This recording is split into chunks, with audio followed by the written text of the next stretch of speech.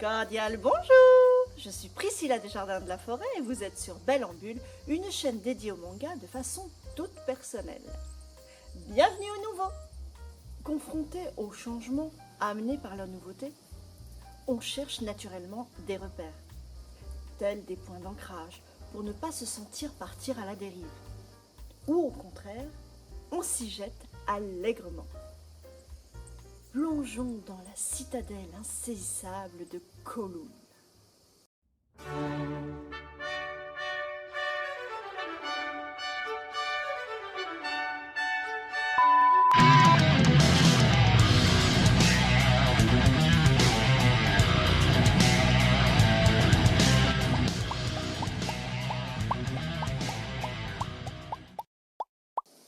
Un labyrinthe de ruelles et de boui-boui, où Reiko Kujirai et Hajime Kudo, agents immobiliers, sillonnent avec aisance cet enchevêtrement de béton. Un quotidien immuable mais rassurant, avec ses rencontres chaleureuses, les petits problèmes à régler, les bonnes bouffes en bonne compagnie, les parties de mahjong avec les papis du quartier, ou juste le moment relax de la fin de journée, ainsi qu'un petit picotement au cœur, prémisse d'une romance entre deux, mais en est-ce bien le début? Car tout est mouvant dans cette histoire. Vous croyez tenir une vérité pour acquise? Elle devrait l'être. Mais au final, vous tombez de votre chaise comme nos protagonistes dont l'existence même est remise en question. Seinen de 5 tomes en cours dans la catégorie Big Kana chez Kana, le 6e opus sort le 23 septembre prochain. Et c'est conseillé à partir de 14 ans. De Jun Mayuzuki, l'autrice d'Après la pluie, qui s'approprie et réinvente merveilleusement la citadelle de Kowloon. Un quartier véritable de Hong Kong. Cette partie de la péninsule continue de se renouveler et c'est très bien rendu dans le manga. Dans Kowloon Generic Romance, de son titre complet, l'autrice nous fait nous interroger en permanence. Au début d'abord, où l'on se demande de quoi il va être question, puis à la fin du premier tome, avec un cliffhanger qui donnera le ton à la série.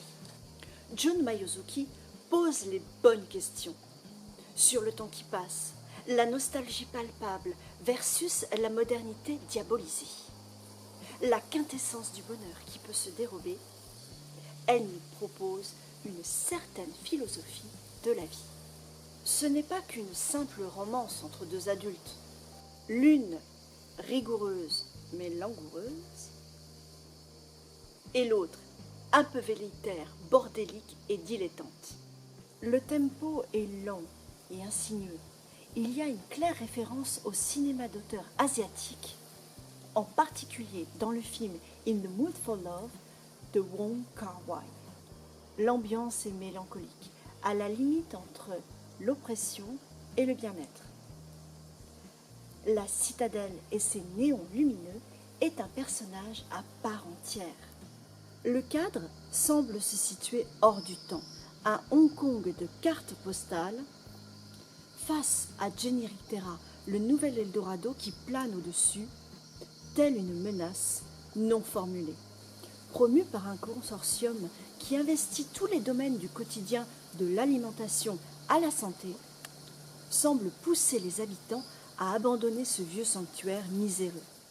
On suit d'autres personnages en plus de nos 2 agents immobiliers. Tous piquent la curiosité et interpellent. Leur histoire est présentée au fur et à mesure, mais je préfère vous les laisser découvrir. Il y a aussi une belle histoire d'amitié entre Kujirai et une certaine Yomei qui nous offre de belles leçons de vie. Nos 2 trentenaires donc. Kujirai d'abord. Sérieuse et réfléchie, elle calcule quand même avant d'agir, mais un petit côté enfantin aussi.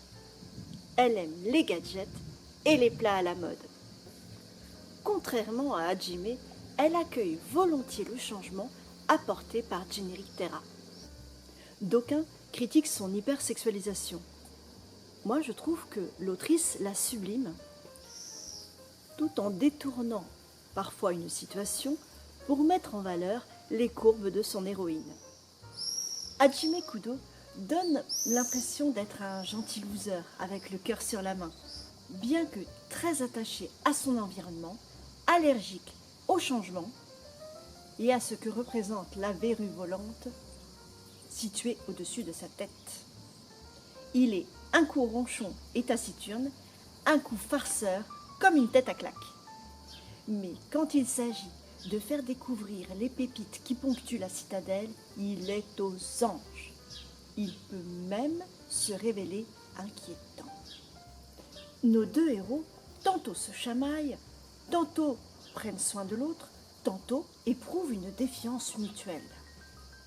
Et représentent clairement l'antagonisme phare de ce manga. La modernité face à la vétusté chaleureuse et nostalgique. Le poisson rouge est souvent intimement lié au moi intérieur de Kuchirai, ou faire écho au souvenir de Kudo. Avec Yomei, c'est le papillon. Parlons également du dessin superbe et détaillé. Une composition graphique époustouflante avec de généreuses pleines ou doubles pages qui se passent de texte. Une ambiance mélancolique, un développement psychologique des personnages solide et une intrigue subtile. Le nœud de l'histoire se délie délicatement. Les choses ne sont pas ce qu'elles paraissent, ni les lieux, ni les gens, ni soi-même. Le mystère Kowloon semble s'épaissir au fur et à mesure de la lecture, alors que l'autrice distille une foule de petits indices ou de métaphores tout le long. Le trait est gracieux et élégant, le découpage est incroyable. Le cadrage est quasi fétichiste sur les détails et les prises de vue. Notons également pas mal d'humour et une propension à saliver en même temps que les personnages qui dégustent des spécialités. Kowloon Generic Romance est un titre atypique dont la construction est ingénieuse. C'est intriguant, fascinant, parfois contemplatif, pour mieux bousculer. Jun Mayuzuki joue avec le temps, les notions du passé, présent et futur, qui s'entremêlent, se brouillent et s'effacent. Elle a le chic pour nous scotcher à chaque fin de tome dans un magistral twist plot, pour nous tenir en haleine à chaque fois que l'on referme un tome.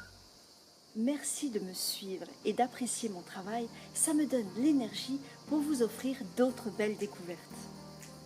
Je compte sur vous pour liker, partager et surtout commenter, car ça me fait très plaisir de partager avec vous, alors surtout ne soyez pas timide. Je pense vous offrir un peu de fraîcheur le mois prochain, donc je vous donne rendez-vous. Cordialement vôtre.